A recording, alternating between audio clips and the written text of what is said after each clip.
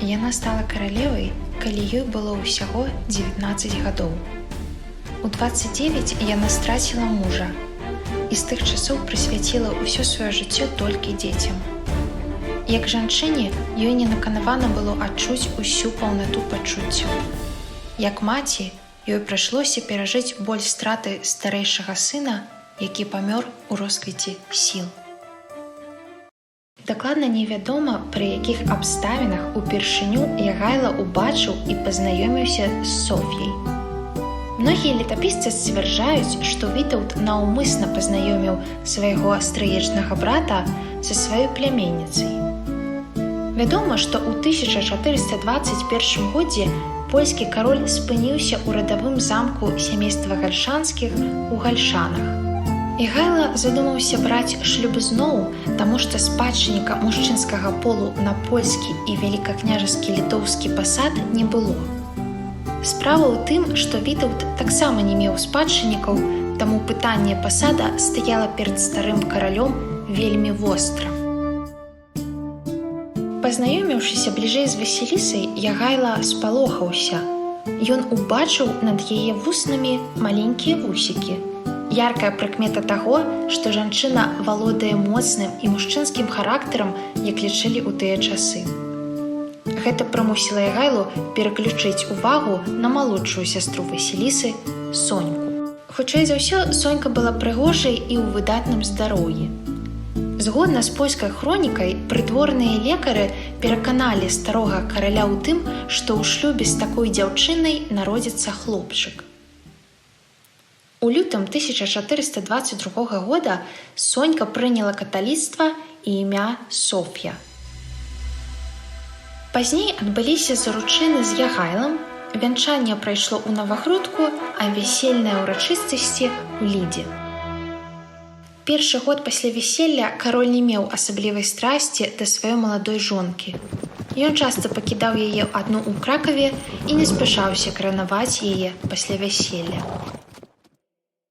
Паводле шматлікіх хронікаў, Соф'я не размаўляла па-польску і пагарджалася прыдворнымі, як не стрыжаная літоўка з глыбінкі.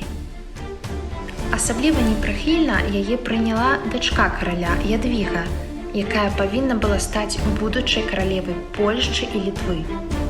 Ядвіга не жадала аддаваць прыярытэт жонцы караля і, верагодна, крыху баялася, што Соф'я ўсё ж народзіць хлопчыка.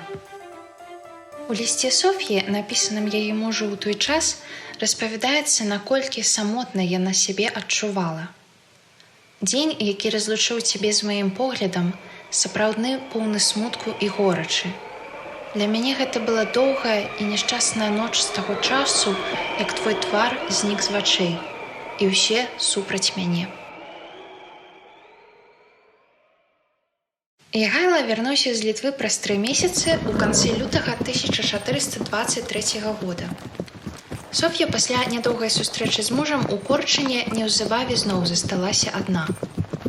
Аднак ужо ў красавіку гэтага ж года Ягайла ўпершыню ўзяў жонку з сабой у паездку. Менавіта тады паміж імі усталяваліся больш бліжэйшыя адносіны. Каранацыя Соф'і адбылася 5 сакавіка 1424 года і стала вялікім з'ездам еўрапейскіх манархаў. Але паміж імі таксама былі пасланнікі папы рымскага, князі Літвы, Сілезіі і Мазовіі. Урачыстасці доўжыліся тыдзень. Ягайла падарыў жонцы, акрамя вялікай сумы грошай, землі каля Кракава. У тым жа годзе Соф'я нарадзіла ў Кракаве першага сына і спадчынніка польскага прастола Уладзіслава. Нараджэнне першага за 114 гадоў спадчынніка мужскога полу мела шырокі рэзананс і ўмацавала становішча маладой каралевы ў краіне. Праз год, 16 травеня, нарадзіўся яшчэ адзін сын Соф'і і Ягайлы – Казімір. Аднак ён памёр 2 сакавіка наступнага года ў Кракаве, пакуль ягоны бацька знаходзіўся ў паездцы. Соф'я і Ягайла вельмі моцна бедавалі пасля смерці сына. У 1427 годзе Соф'ю, калі яна чакала 3-е дзіця, абвінавацілі ў шлюбнай здрадзе. бацькоўства Ягайлы цяпер ставілася пад сумнеў.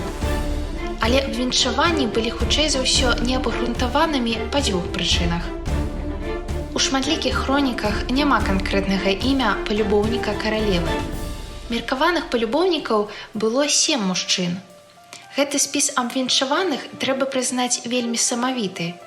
Такая колькасць эпізодаў здрады даказаць нашмат складаней, чым адзін. З іншага боку, увосенню таго ж года у асабістай размове паміж Вітаўтам і Ягайлам польскі кароль абвінаваціў сваю каралеву ў непадпарадкаванні яго палітычным загадам, але ніяк не ў здрадзе.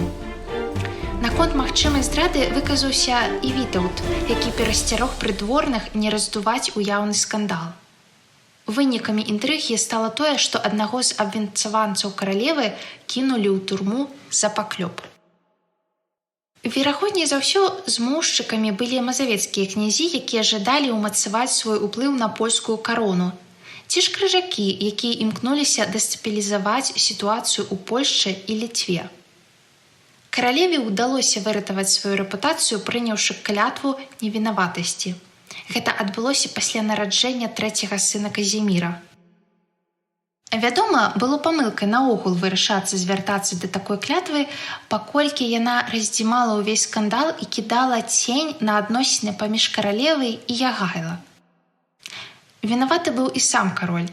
Мужчынскае славалюбства Ягайла адыграла сваю роль.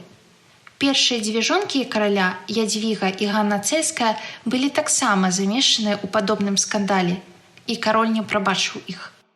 Гэты ж скандал астудзіў пачуцці паміж Ягайла і Соф'яй.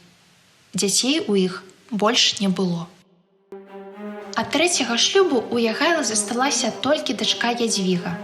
Яна была афіцыйна прызнана спадкаемніцай польскага і велікакняскага літоўскага пасаду, бо ў пажылога Вітаўта не было спадкаемцаў, якія атрымалі б карону вялікага князя літоўскага. У 1421 годзе Ядзвіга была ўсватана нямецкаму герцагу Фрыдрыху Жалезнаму. Але праз 10 год Ядзвіга нечакана захварэла.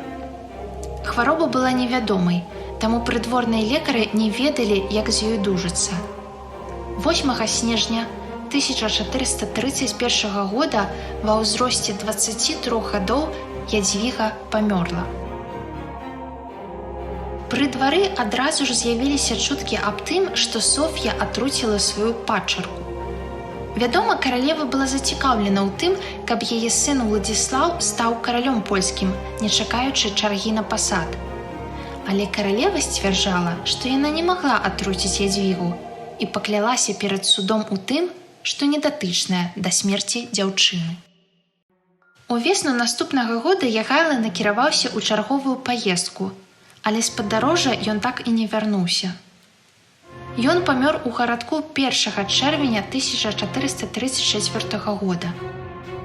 11 чэрвеня удаваючая каралева Соф'я выйшла да гарадскіх варот Кракава, каб сустрэць труну з целам мужа. 18 чэрвеня пачаліся жалобныя ўрачыстасці. У жыцці каралевы пачаўся новы этап.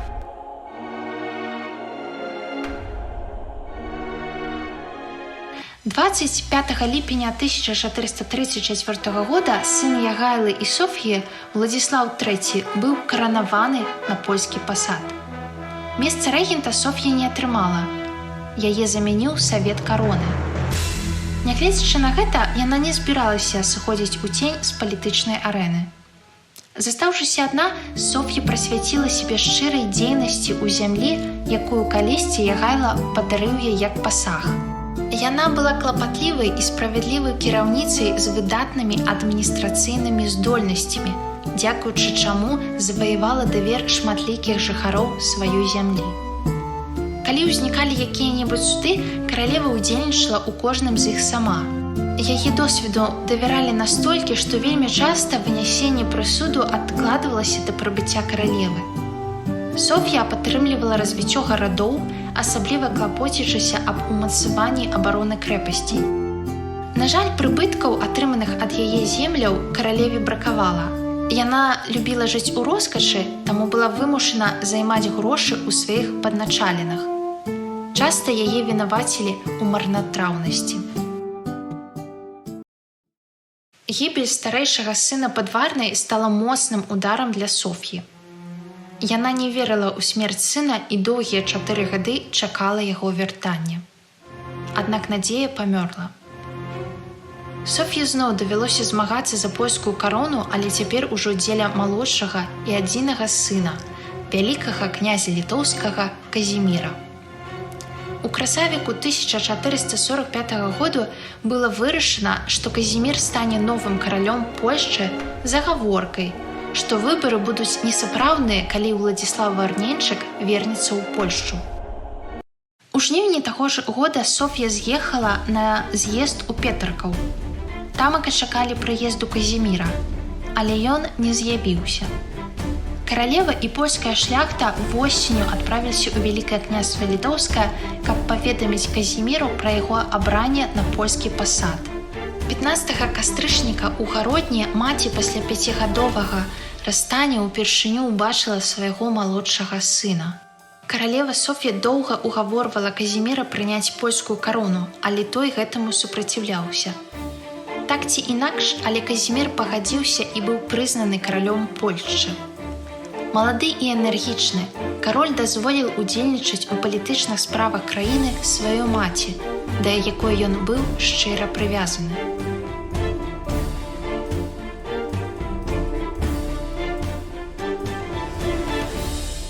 Каралева, з пункту гледжання тых часоў, а ёй было 50 год, была ўжо ў самавітым узросце, але жыла вельмі актыўным жыццём. Апошнім вядомым палітычным крокам Соф'і была адпраўка восенню 1458 года польскага пасла да новаабранага папы рымскага Пія II. Пасланнік павінен быў аб'явіць папе аб пакоры каралевы, аднак пры гэтым Соф'я жадала ведаць, як новы папа рымскі ставіцца да канфлікту паміж Тэўтонскім ордэнам і польскім каралеўствам.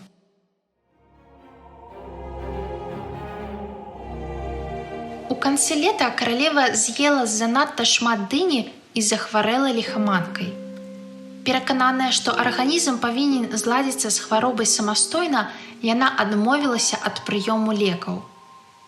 Але хвароба не цішэла і таму яе паралізавала. Каралева-маці памёрла ў Кракаве 21 верасня 1461 года. Казімір быў у ад'ездзе, таму на працягу 8 дзён яе труна знаходзілася ў касцёле, пакуль на жалобную службу не прыехаў яе сын. Жыццё Соф'і было далёка не такое шчаслівае, як магло б быць. Шлюб не апраўдаў яе чаканняў. Не трэба думаць, што яна мела цесныя сувязі з Ягайлам. Пра гэта сведчыць тое, што Соф'я суправаджала Ягайла ў падарожжах значна радзей, чым іншыя яго жонкі. Калі б яна была каханай жонкай, кароль, відаць, не пакідаў бы яе так часта, тым больш, што Соф'я была маладая і здаровая. Больш цесная сувязь у гэтым шлюбе не ўсталявалася. Псіхіка і светапогляд, патрэбы і чаканні 70гадовага і 17гадовага чалавека падзелены такой разніцай ва ўзросце, што гэта наўрад ці магчыма пераадолець. Соф'я была не толькі энергічнай, амбіцыйнай, разумнай жанчынай з моцным характарам. Пераехаўшы ў зусім іншыя культурныя умовы, апынуўшыся ў чужой краіне сярод чужых людзей, набыўшы становішча, аб якім яна нават не магла марыць, яна лёгка і хутка прыстасавалася да новых умоў. Моцная эмацыйная сувязь Соф'і з снамі не павінна выклікаць здзіўлення, тым больш, што гэта была адзіная сувязь, якую магла ўстанавіць маладая жанчына. Калі мы гаворым аб Ягайлы, то заўсёды ўспамінаем яго першую жонку Ядзвігу, паколькі яна адсунула ў цень іншых яго жонак. Соф'я апынулася ў вельмі невыгадным становішчы, хоць гэта сапраўдна незвычайная жанчына, якая выклікае больш, чым проста вонкавую павагу, якая яна заслужыла як маці дынастіі Ягелонаў.